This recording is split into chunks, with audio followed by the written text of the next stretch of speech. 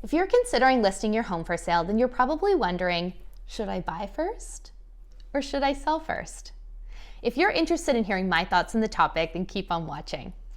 If you're new to my channel, then welcome. I'm Stephanie Nause with the Homeplicity Realty Group here at Keller Williams, and I'm passionate about helping our buyers and sellers develop and build wealth in real estate.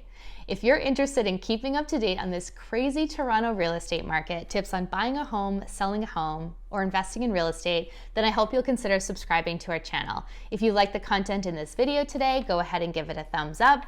And if there's anything that you'd like to see in future videos, go ahead and make a comment down below.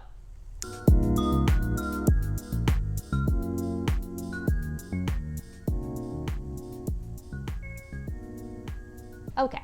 Let's get into the topic. Should you buy or should you sell first? I think it's really going to depend on what's happening with the market.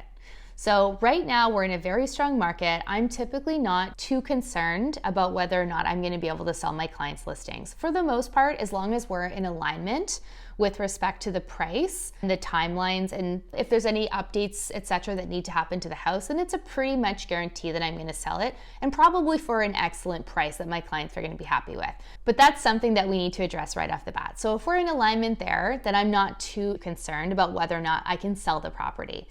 I would say that the thing that people are most concerned about is they want to know where they're going to go. They don't want to end up with 2 homes. They don't want to end up with 0 homes, right? So I think if people are very specific about what they're looking for, they want to be in a specific school district, on a specific street, in a specific condo building, then that's something that we probably want to look for, source, and purchase before they put their property on the market. Because we know their property is going to sell, but it could be few and far between when something ideal is going to come up that's going to suit their needs and their budget.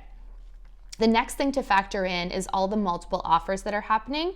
It could take sometimes, especially if there's not properties coming up that match what you're looking for every single day, it can take a few offers. It can take 2, 3, sometimes 4 offers before our clients secure a property. So just knowing that it could take some time means that oftentimes my clients would prefer to be shopping around and have a new home purchase under agreement before they list their home.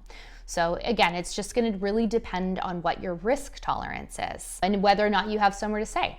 If we get your home sold, if you can go and stay with your in-laws or your parents, or you have an investment property or cottage or something that you can stay at for a couple months while you're searching for your new home, then that kind of eliminates that fear.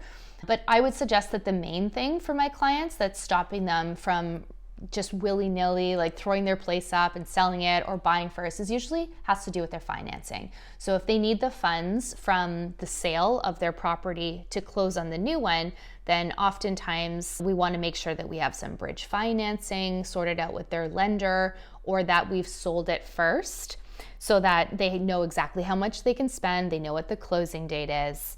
So I think that's definitely something that you want to factor in, is how nervous are you going to be? I find some of my more conservative clients do actually prefer to get their home sold first with a longer closing date. So let's say we sell their home today, they wouldn't have the new buyer take over and move in for 60 to 90 days. And that allows us to be shopping for a new home and for them to find it, secure an offer on it, and to have those two line up. When you're going to sell first, you sort of have to have a plan B, I would suggest. So you want to know, where am I going to stay potentially?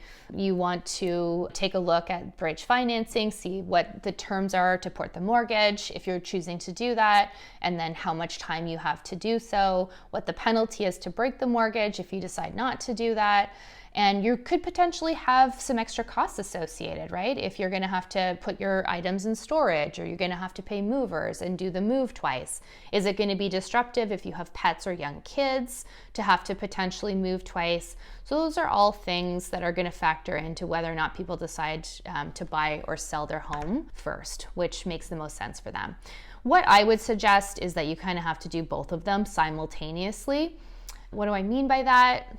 Before we even list my clients' properties for sale, typically we've had a member of my buyer team take them out and show them a few different property options in their target price point, in their target neighborhoods, just to kind of make sure that we're in agreement and that they like the new properties that are available to them. They feel like it's a worthy upgrade to go through the whole process of selling and the extra costs that are associated with it.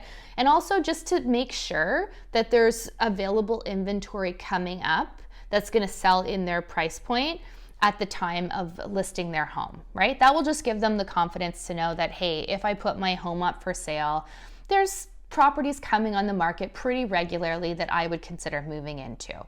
So that way, whatever happens first, we move forward with it.